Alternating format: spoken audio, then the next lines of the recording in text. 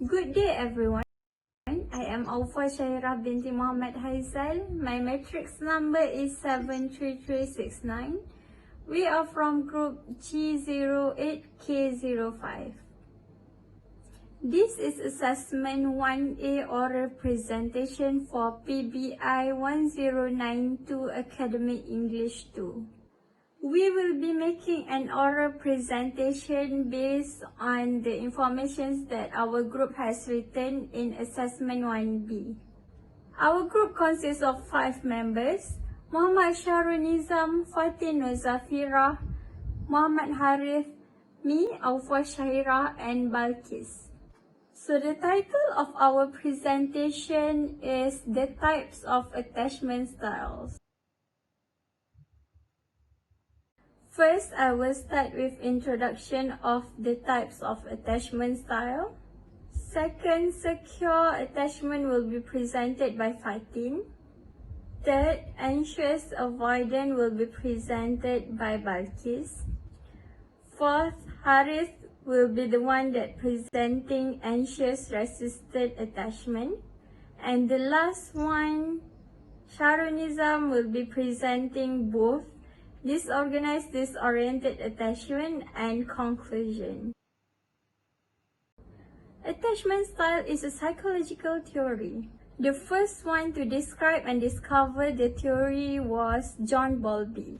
He researched the separation effects of infants and their parents and then came up with the term attachment behavioral system. This system eventually will guide us in maintaining and forming relationship. After that, her co-worker Mary Ainsworth studied the infant-parent separation as a continuation. From the study, she concluded that there are at least 3 types of children exist: those who are secure in their relationship with their parent, those who are anxious avoidant, and those who are anxious resistant. In general, attachment styles are classified into 4 categories: secure attachment, anxious avoidant attachment, anxious resistant attachment, and lastly, disorganized disoriented attachment. First is secure attachment. This type of attachment is characterized by trust, in which it is an adaptive response to being neglected, and also the idea that one is deserving of love. People who develop secure attachment are more likely to have a tight relationship with their mother, and also they can build a good relationship with other people as well. Children with secure attachment, on the other hand, are more likely to regard others and themselves as supportive, helpful, capable, and deserving of respect.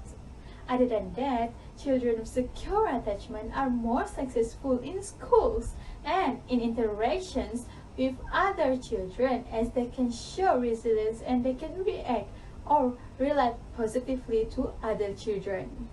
Moreover, children with secure attachment are better at understanding others' viewpoints and has a higher level of trust in other people. Thus, children with secure attachment towards their primary caregiver are socially competent or present with competence. Anxious avoidant is the second type of attachment style.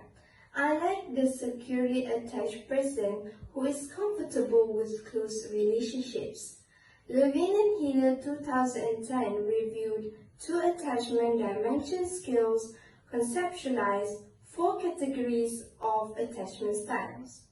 They concluded a person with an avoidant attachment style appreciate freedom and independence more than relationship, showing they have high intimacy avoidance. Similarly, children tend to avoid communicating with their caregivers and display no distress during separation.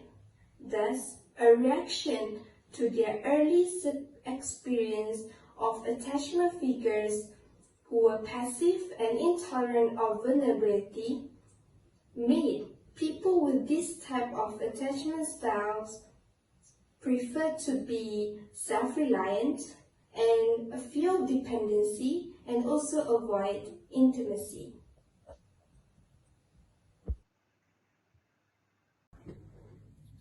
Thirdly, the next category of attachment of style is anxious resistant attachment of style. Children in this situation adopt an ambivalent behavioral style towards the attachment figure. The child will frequently display clingy and dependent behavior, but they will reject the attachment figure when they interact. Separations will distress the infants with insecure resistant attachment, and they cannot be soothed at reunions, thus resulting in a great deal of distress and angry resistance toward the caregivers. And thus, many psychologists think and feel that this sort of insecure attachment is caused by the mother engaging on the kid solely on her terms and failing to meet the kid's needs.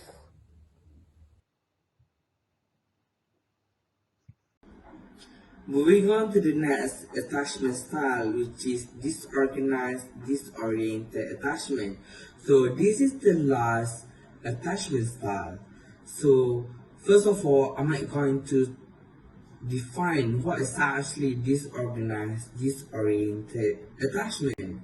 So disorganized, disoriented attachments happens when a child is emotionally and physically reliant on someone who is also a source of anxiety or distress.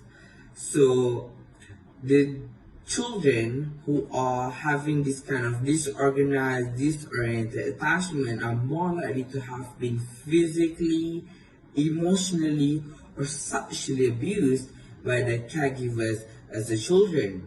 So for example, a child might be distressed to be left with a new babysitter or unfamiliar caregiver.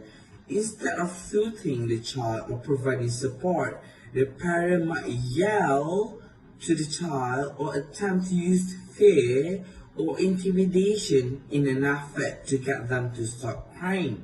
So this kind of attachment, this kind of parenting style will actually induce the children to have this kind of attachment, which is disorganized, disoriented attachment. And because of this, the ability for the children to form a meaningful attachment would be difficult for them. And later in life, when they're trying to connect with their parents, it's kind of have that awkward tension between them.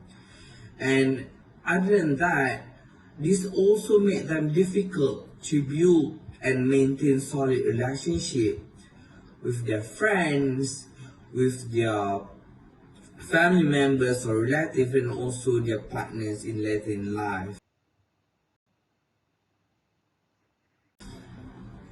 In conclusion, the newborns will establish diverse sorts of attachment relationships. Some infants get secure attached to their parents, while others are different.